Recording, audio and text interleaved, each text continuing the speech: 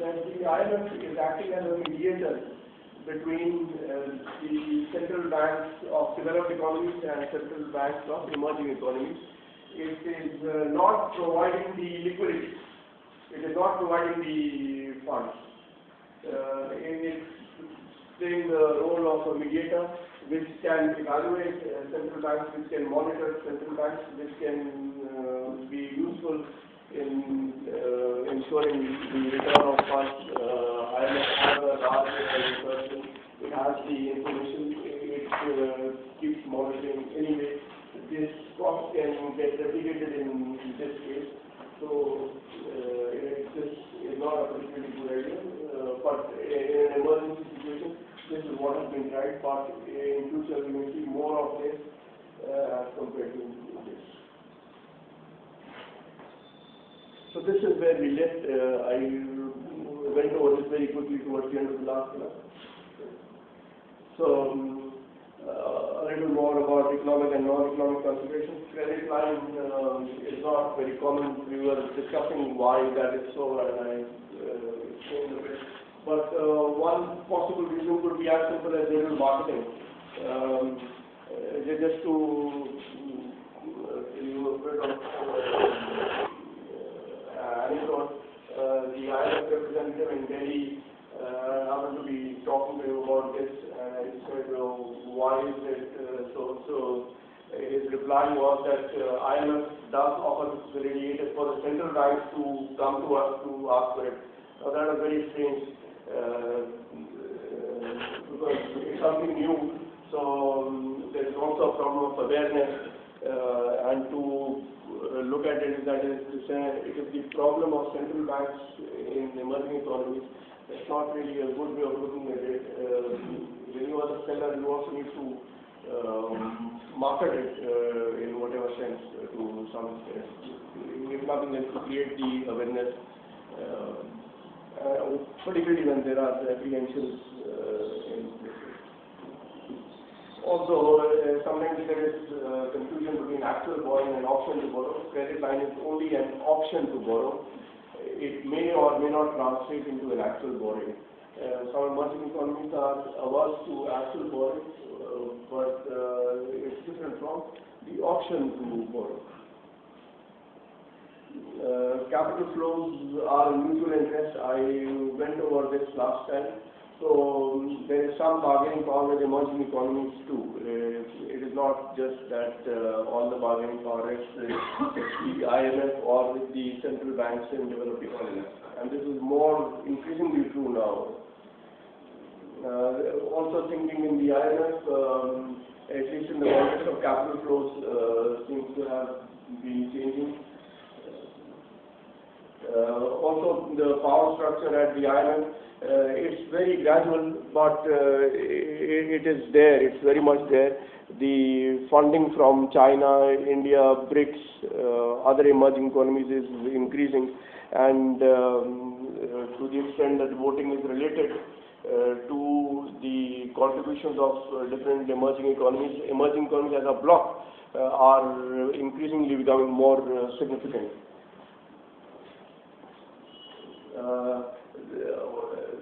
There's also a bit of confusion about the IMF conditions.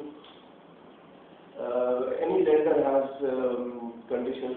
In the case of commercial bank lending, the term typically used is covenants, which only means the conditions for lending terms and conditions. When central bank lends, the term uses regulation, and when it is the IMF or the central bank, then the term uses conditionality. Now, of course, there is a greater element of what than it is here. That is very true. But all the same, one needs to keep in mind that it also is related to the condition that any lender would have on a borrower.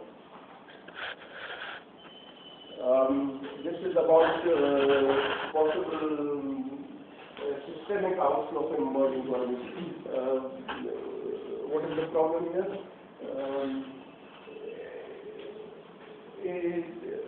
Let me give you a bit of background. mentioned this quickly on an earlier session, but let me go over this. One apprehension is that if you have one or two countries or a few countries which have a problem of sudden outflow of capital, then it may be possible for the IMF to lend to them, to come to their rescue, to avoid the liquidity crunch, avoid the sharp depreciation of the currency or depletion of foreign exchange reserves. However, if there is a large number of emerging economies which simultaneously face such a problem, and you can never rule out such a thing. We've had something like this in 97, 98 when a good fraction of emerging economies faced the problem simultaneously. If that was to recur on a larger scale, which means that not just East Asia, Latin America, some other parts of, let's say, Eastern Europe, if it is to be an outflow from emerging economies as a whole, then one question that gets raised is how can the IMF help on such a large scale if there is to be an outflow from so many emerging economies simultaneously. So that is what we are calling systemic outflow. So how can the IMF possibly deal with a systemic outflow with its limited funds, even though they have been increased post the recent crisis? Even then, there is only up to a point that the IMF can go. So can this be taken care of? And what we will argue here is that yes, indeed, insofar as the liquidity is concerned, the volume is concerned, the amount of funds is concerned, that need not be a problem, a serious problem. But here one has to be careful about the meaning of systemic, which is why it's in inverted commas. What does it mean? Systemic outflow from emerging economies can be indeed systemic across emerging economies as a whole. However, an outflow from emerging economies is an inflow into developed economies. The moment you say an outflow from emerging economies, you are leaving one part of the world, which is the developed economy. We broadly classify the global economy into two parts. The world of emerging economies and the world of developed economies. So the so-called systemic outflow need not be systemic at the global level.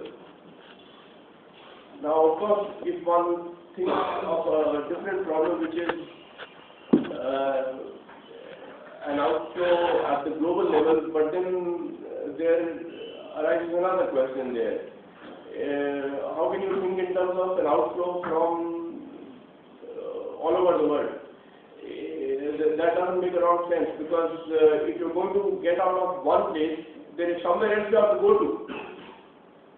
So it cannot be, in that sense, truly global. So the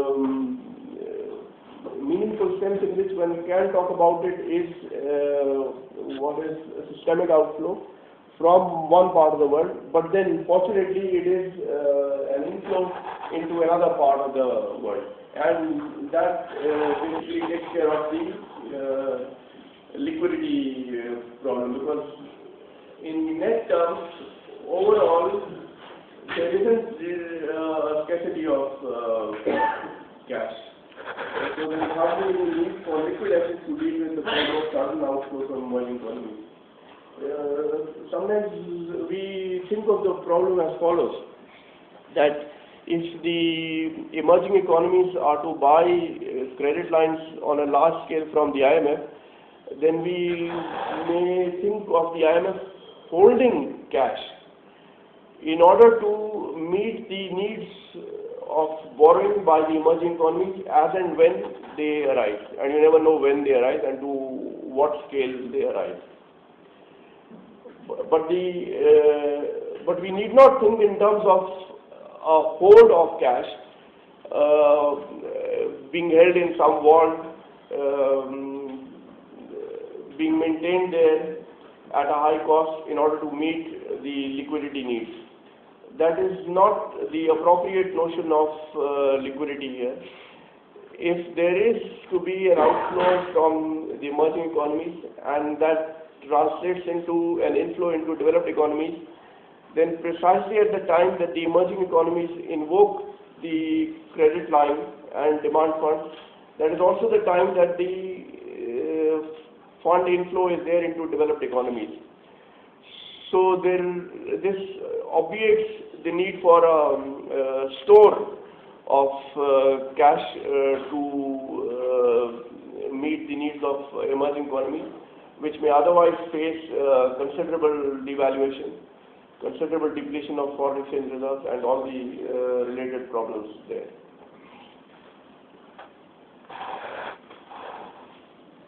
So in a way, it is kind of a complementary to your foreign exchange reserves, this policy. You cannot really give up all your foreign exchange reserves and rely only on credit lines. That's true, and I have no problem with that.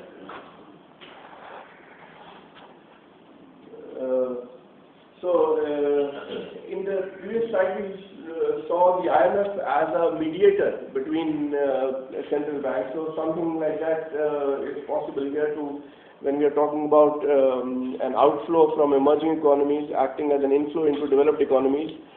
Then there is one part of the world which has liquidity, and if IMF is there as the seller of credit line, IMF itself needs to find funds which it can use. So if the IMF were to borrow in the market from banks in the developed economies, and for that, if it is to itself buy a credit line from these banks, then you have a chain. You can complete the whole argument in the process, in which the IMF acts as a mediator. It's facilitator of credit lines. It's a mediator. It doesn't need to have a large amount of capital by itself. Funding liquidity can be cheaper than foreign exchange reserves, even if these are pooled. This is not to say that this is an alternative to foreign exchange reserves, and that these are not needed. I'll put that in the comment. Just to go quickly over some misconceptions on capital flows. Foreign portfolio investments do not add to real investments. It's sometimes felt that the FIIs come into the market and they buy stocks in the secondary market. So it's a trade in the secondary market where the holding changes hands from a domestic investor to a foreign investor. So it's a financial investment on the part of the FIIs, that is true, but it doesn't add to real investment in the economy. Now, that is not quite correct, because the seller of stocks, when he gets the funds, then what is he going to do with the funds? If we are to argue that every time the FIIs come in and the domestic investor sells the assets in order to consume, then of course the FII inflow will not add to real investment in the economy. But if the FII inflow and the purchase of stocks from domestic investors is accompanied by the domestic investors using the money to invest somewhere, then there is real investment happening elsewhere in the economy. So when you consider the economy as a whole, then it is not quite correct to look at it as a pure secondary market transaction. But at least it will be partly true, not completely possibly. So that would depend to the extent that domestic investors are consuming and investing. No, consumption is not the problem. If suppose you keep investing in the financial market itself, that becomes end in itself. The speculative bubbles and all which get created. It's like people invest in the stock market not because it's supposed to be fundamental strong, but many times everybody else is investing. So that puts the stock market into a new high, and then bubbles. But bubble formation is one of the very good examples when the financial investment does not lead to real investment. That is true. But then when they fall, they do take down the physical investment. That's fine, but when the market rising, FII is coming in and buying stocks, there is somebody selling the stocks.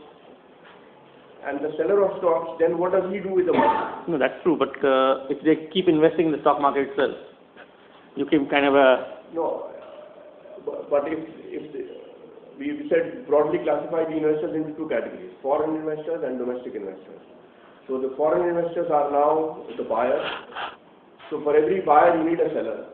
So the seller is the domestic investor. What about when the financial asset prices keep going up? So only the incremental bit might lead to physical investment. Yes. Suppose I bring in $1 billion, but actually the worth in the domestic guy who got it maybe got half of that. No, it is true that the stock market capitalization gets inflated and that does not reflect real investment. That part is true. Sure. Sure. So that we have to separate the two parts. Yes. As the incremental part is the inflation of the capitalization, then to that extent this statement is not completely true. No, this statement is true nevertheless. No, I mean, this way or that way, both ways 100% not true. It's somewhere in between. Maybe we should talk about this. So another one, FDI is always superior to foreign portfolio investment. FDI is, as you know, foreign direct investment. It is always superior to FPI. This is a misconception. Just to give you a dramatic example of this, we are all looking at what happened to India before 1947. We had the British rule, and prior to the British government rule, we had the East India Company. When East India Company came into India, it was not foreign portfolio investment, it was foreign direct investment. And look where we ended up. When you have direct investment, you have direct control. And you can have control not just over the economy, but also on the political side, which is what happened. So this is, of course, those days are gone, but it does help to take an example to convey the point that it is with foreign direct investment that often there can be greater danger. So all I'm saying is that it has to be case by case, and there has to be an optimal amount of FDI and an optimal amount of financial investment. Foreign investors do not have their own problems. I went over it in an early lecture where we talked about the dual agency cost, where the foreign investors have to ensure not only that the domestic investors repay the funds, but they also have to ensure that the government does not pass laws or takes actions which effectively amount to confiscation or nationalization of the foreign assets. Restrictions on short-term flows will increase long-term flows. This is Diamond and Raghuram Rajan. That doesn't always happen. If there are restrictions on short-term flows, that may not always translate into long-term flows. So it could be that restrictions on short-term flows means cutting down on inflows, which may well be desired, which may well be desirable. But one should know that we are not just restricting short-term flows, we are also, by implication, restricting the total volume.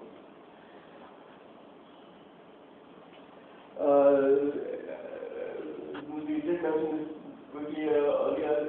An Indian resident can easily invest abroad up to 200,000 per annum. This is what the law states. But there are operational difficulties. There are also tax obstacles that come in the way. So the home bias stays. Home bias, if you recall, we mentioned earlier, is when Americans invest in America and Indians invest in India. So there isn't adequate risk sharing across the world. Current account deficits are exogenous and need to be financed. This is quite commonly said that you have a given current account deficit, and then there is a worry about how to finance that given deficit. But when you take the balance of payments account and divide into two parts, which is the current account and the capital account, then in that it is not clear that you first have a current account deficit or you first have a capital account surplus. It could very well be that you have a capital account surplus, which means that there is a lot of inflow of capital, And what the current account then needs to do is to facilitate that capital inflow. And the way to facilitate the inflow is that you have an inevitable and consequent current account deficit. So in that argument then, current account deficit becomes a result of the capital inflow which is happening. The exchange rate starts getting appreciating and yes, exporting. it's coming. Another thing now, of course, there are different studies and we come to different results, but this study said that overall 86% of the crashes in emerging economies are crashes with multiple domestic vulnerabilities. The point here is that frequently the politicians tend to find an easy place to put the blame on and say that, the foreigners have done this and the foreign hand has done this, but it could very well be the domestic vulnerabilities. Even if you were to consider other studies and reduce the figure from 86% down, it still says that while there could be a problem from outside the country, there can be a problem within the economy as well. It's also important to keep our own house in order in the context of capital flows mobility.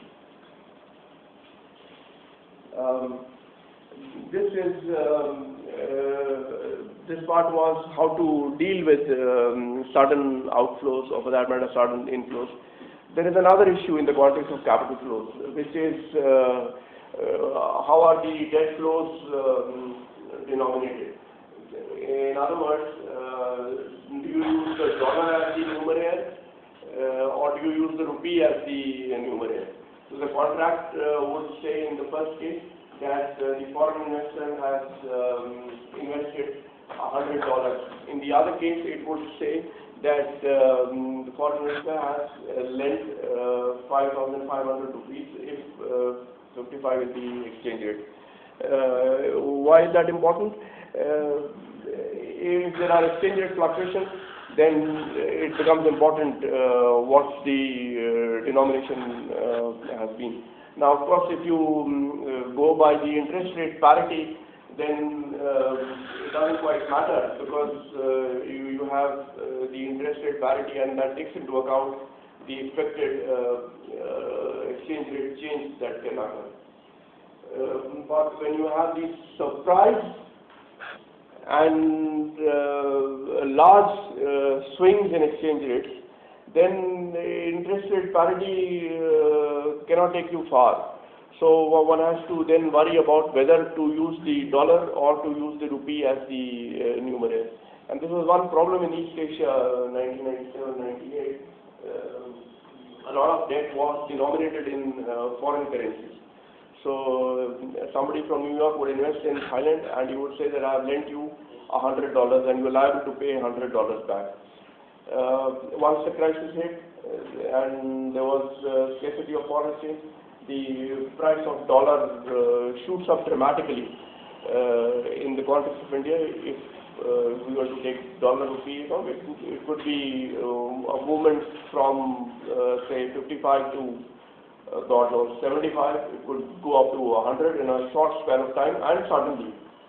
And if it does happen, then the liability of the firm or the institution in the emerging economies can shoot up suddenly, because on the asset side for the organization in the emerging economy, the numeraire is the rupee. So you have a mismatch of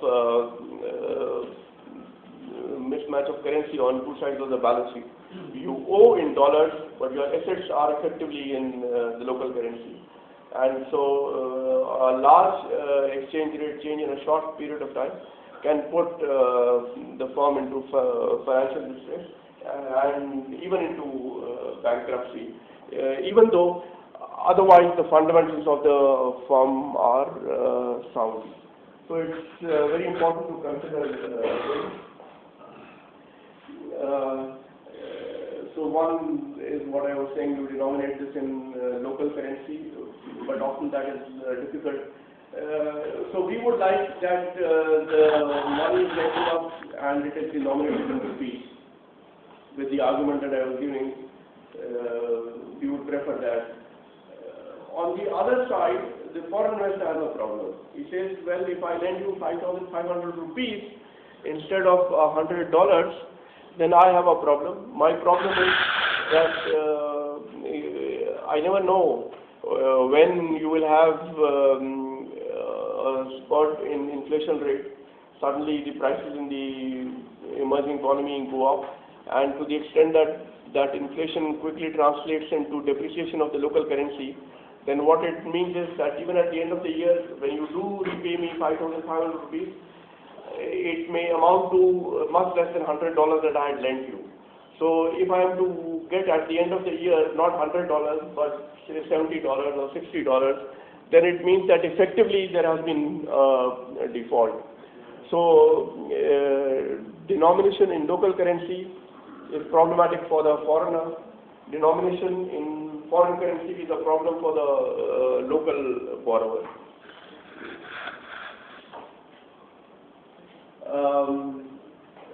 Can something be done? Well, one way to deal with the problem is what is done in Chile to some extent, which is to use neither of the two currencies as the numeraire for the debt contract. Instead, what you use is a commodity bundle as the numeraire. So instead of saying that the lending is of 5,500 rupees, or to say that the lending is of $100, instead what you say is that the lending it is not done in terms of commodities. Of course, the medium of exchange still remains the rupee or the dollar, but the numeraire, the contractual part is that you will return the equivalent of so many commodity bundles. So you fix a commodity bundle, and that would have relatively a more stable price, and so that acts as a numeraire which can come somewhere between the two kinds of numeraires, and it can take care of the concerns of the borrower and the concern of the lender. The idea being to resolve this problem to the extent that you can, so that neither side faces the problem, so that there are more capital flows. Remember the original problem. The original problem is that the developed economies have a lot of capital and the developing or the emerging economies have little capital. So there is a need for capital flow. But there have to be mechanisms that ensure that these capital flows are beneficial to both sides and not hurt any side in the process. So this is the name given in Chile to a commodity bundle that they use as a numeraire, and not just for international transactions, even for domestic transactions. We are talking in the context of the country where you have these high inflation rates and volatile inflation rates. And so if the numeraire is a commodity bundle, then it can be useful even domestically. So here what is being done is to separate medium of exchange from the numeraire. If you recall your textbook definition of money, it says money is medium of exchange, it is store of value, it is also the numeraire. So all combined in one. The attempt here is to make a separation between medium of exchange and the numeraire that you use. So this is just what I talked about. Another way of dealing with this is to have currency as the numeraire, either currency as the numeraire, and then use indexation, just as we use indexation in other matters. For example, in India, it is used for long-term capital gains. If you have long-term capital gains on assets, then the purchase price is adjusted for inflation. And then that is called the index price. So you take the index price, which is more than the book value at which it was bought, and in order to compute the long-term capital gains, you take the prevailing price at which it has been sold minus the indexed purchase price, because the inflation part is not the actual gain. So something similar here. But it seems there is a market failure in adopting indexation. Indexation is not very common, and this has bothered economists why indexation is not so popular. Given that there is a market failure, there is a role for the government. The government needs to intervene.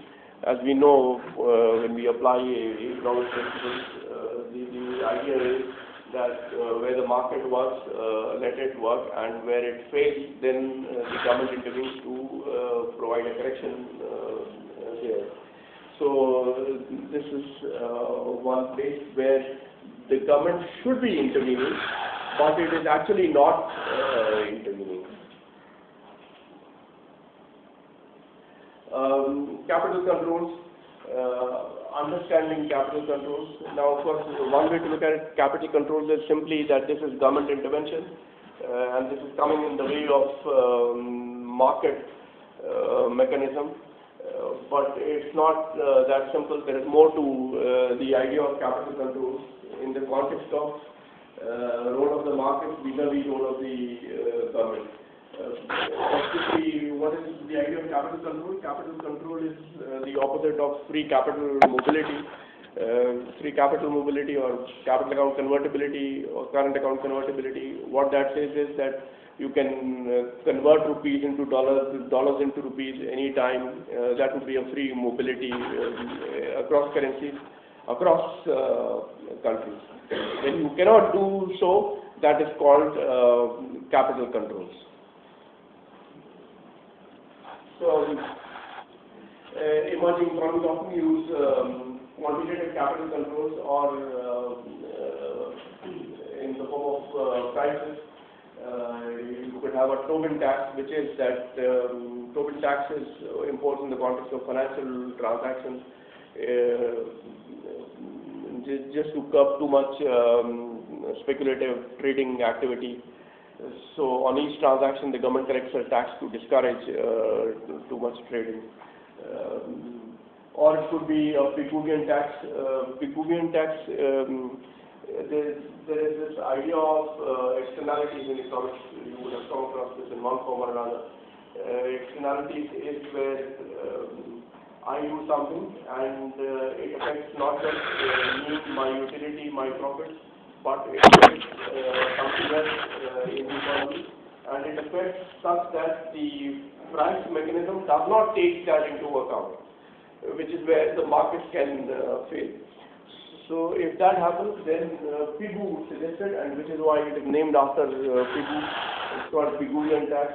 So if suppose there are negative externalities, for example, pollution. If a firm is polluting the area, then you could impose a tax on that firm to discourage it from too much production and too much negative externality on the area around it.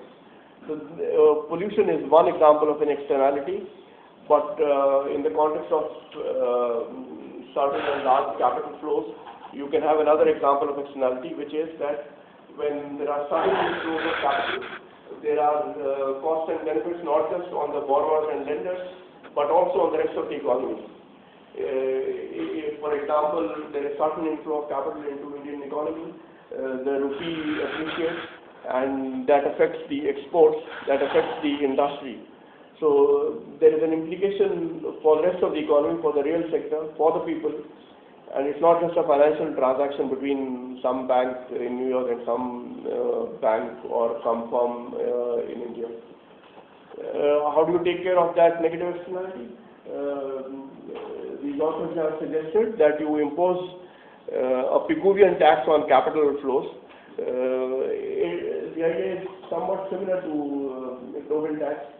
So here is a price control, if you like. So it is not that, it doesn't say that you cannot bring money or that you cannot take it out. You can do so, but the emerging economy can impose taxes to curb the volatility, and the taxation rate could be scaled up or down depending on the gravity of the problem.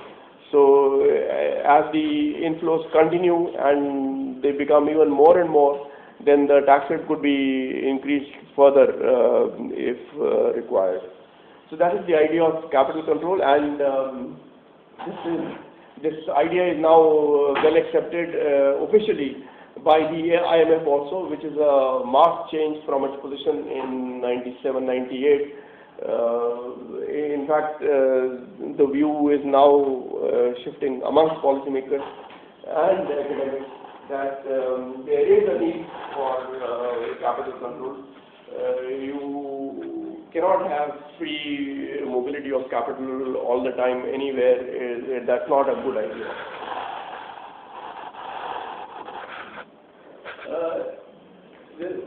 The point I want to make here is that in the first part, there is the argument is a bit apologetic. It's saying that, all right, we will accept capital controls if you insist, and going by the experience. It is sounding as if it's something that you had to do, that a free market economy is kind of reluctantly accepting that. The argument in the second bullet is that there's nothing to be apologetic about in the context of capital controls. Why? Look at the counterpart in the finance industry. Hedge funds, mutual funds, they use entry load. It so happens that currently in India the entry load has been removed. But that's another matter. But if you take a large number of countries and a large number of periods, then entry load is very much used in finance. And the idea of entry load is very simple. You want to invest in a mutual fund. At the time of entry, you invest 100 rupees. Let us say the entry load is 1%. So the fund manager would invest 99 rupees into stocks. 1 rupee would be taken as an expense. Now, one part of it is, of course, the brokerage and transaction costs, marketing, etc. But there's another part of it. The other part of it is to discourage your frequent movement from one mutual fund to another, because it is very disturbing for a mutual fund. You have a corpus of 1,000 crores, and suddenly there is an outflow, and you have to liquidate. It affects your entire set of calculations. You cannot plan long term. So the fund managers impose an entry load. Did the government ask them to impose the entry load? No. They chose to do so on their own, and having chosen to do so, do the investors accept? Yes, they do, because it also affects the long-term returns for the investors who are not into speculation or trading. What does this argument tell you? It tells you that an entry load is a market outcome. It's not a government intervention. It's a market outcome, and it's something that is mutually beneficial. But now compare it with what you have in the first bullet. What does the first bullet say? That you have a foreign investor and you have an emerging economy, and the emerging economy, though it is at the public level, it is imposing pecuniary tax or quantitative capital controls. It's something similar happening there. But the first is typically viewed as a government intervention, government control, opposite of market mechanism. The second one is looked at differently. Essential idea in both is the same. And if you were to ask hedge funds to remove entry load, exit load, gate is another thing that is used, which is to say that the gate is open for investment or it is closed for investment.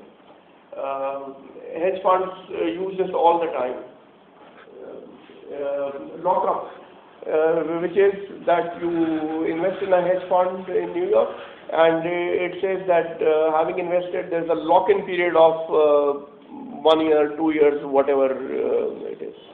So again, you have something which is similar to what the emerging economies try to do to avoid the volatility and to avoid the